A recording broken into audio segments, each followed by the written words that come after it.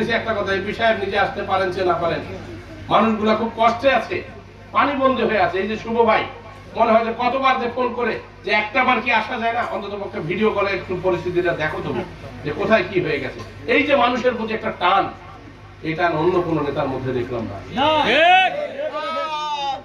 একটা জায়গাতে আছে, এখন তুই আরো উপরে উঠবে আছে, এখন তোমার উপরেই বিচার দিয়ে গেল, তুমি সবার উপরে, ঠিক আছে, তোমার উপরেই বিচার দিয়ে গেল, আরো উপরে তুলবেন না নামাবেন সেটা তোমার উপরে থাকবে,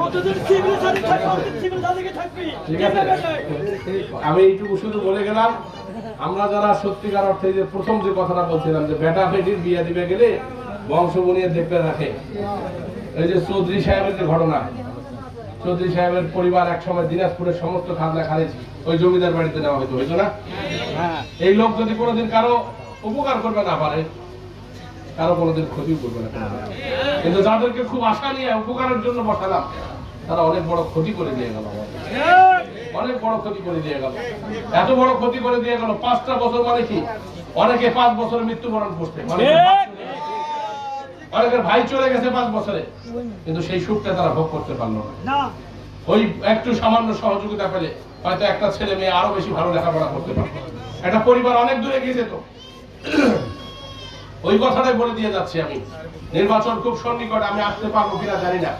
আপনাদের যদি মনে হয়ে থাকে আপনাদের দুঃখের দিনে, আপনাদের কষ্টের দিনে, সর্বোপরি যখন করোনা ভাইরাস প্রথম বেরোছিল, মরণের ভয়, সেই সময় যদি পাশে থেকে থাকি, দয়া করে 5 বছর পর একটা করে ভোট, এরা বংশ বুনিয়ে দেখি ভোটটা এরা দেন।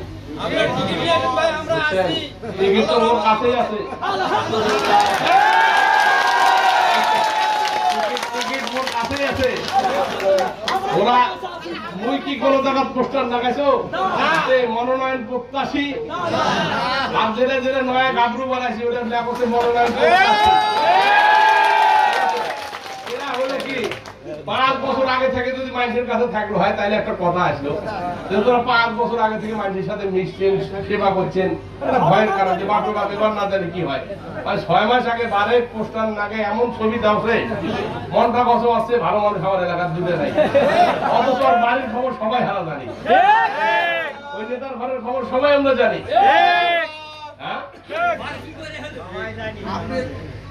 সবাই তাদের খবর দাম দিচ্ছে।